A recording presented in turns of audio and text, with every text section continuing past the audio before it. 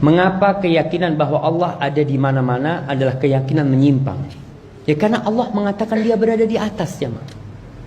Kalau Allah menyebutkan dirinya ada di mana-mana, kita pun akan beriman. Sebagian orang berdalil dengan riwayat Ali bin Abi Thalib yang riwayat itu nggak ada dasarnya.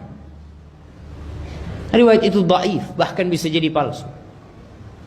Bahwasanya mengatakan man ayyanal aina la yuqalu innahu aina. Yang menentukan tempat di mana nggak pantas dia ditanya di mana. Jamaah rahimakumullah. Kita itu tidak tahu tentang Allah kecuali Allah yang ngasih tahu kita. Sehingga ahlus sunnah wal jamaah akan menjadi orang yang paling nikmat hidupnya ketika dia menjalankan perintah Allah sesuai dengan yang Allah inginkan. Tatkala dia beriman dengan berita yang Allah sampaikan, dia mengatakan ya. Allah mengatakan Ar-Rahman 'alal arsy istawa, ya kita katakan itu. Allah berada di atas sana. Oh berarti Allah butuh. Siapa yang bilang Allah butuh? Allah butuh dengan tempat? La. Allah tidak butuh dengan arasnya. Allah tidak butuh dengan alam semesta ini. Tapi Allah ngasih tahu kita di 7 ayat dalam Al-Quranul Karim. Semuanya Allah katakan alal arsy istawa. Di atas arsy-nya dia. Tinggi di sana, jamaah. Maka kita beriman seperti itu. Kalau antum nanti ditanya di kuburan tentang akidah antum katakan, ana percaya yang kau sampaikan ya Allah di dalam kitabmu ya Allah. Selesai, jamaah. Dan itu aqidatus salafis saleh. Dan ini tidak pernah diributkan di masa para sahabat. Nggak ada yang ribut zaman sahabat. Tentang ayat itu nggak ada yang ribut. Di masa tabi'in nggak ada yang ribut. Tapi kenapa kemudian ada yang meributkan ayat tersebut? Berarti ada masalah. Bukan di ayatnya, bukan. Karena ayat itu didengar oleh 70.000 sahabat Rasul sallallahu alaihi wasallam atau bahkan lebih. Mereka mendapatkan ayat-ayat itu, tapi mereka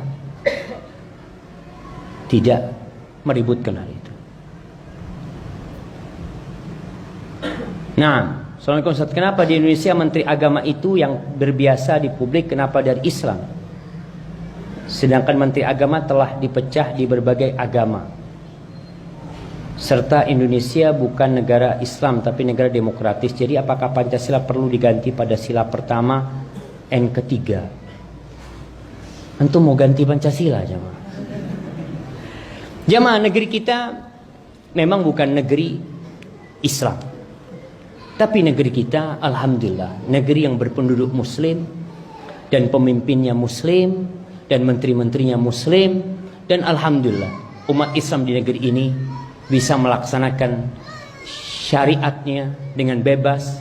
Kita bisa beribadah, kita bikin kajian, dan antum perlu tahu bahwasanya Allah Jalla Jalaluhu akan mengangkat pemimpin yang baik kalau kita baik.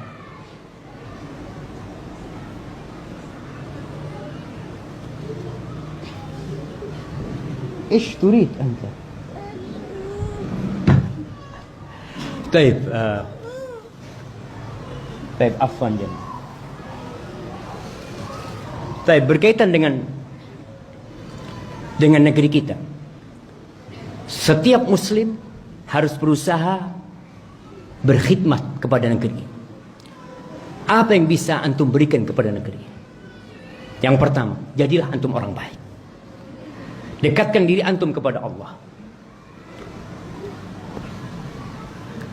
Ajak orang-orang untuk mendekatkan diri kepada Allah. Ketika banyak orang-orang yang soleh, kira-kira bagaimana bentuk negeri ini? Akan jadi soleh, akan jadi baik. Barakallahu fikum.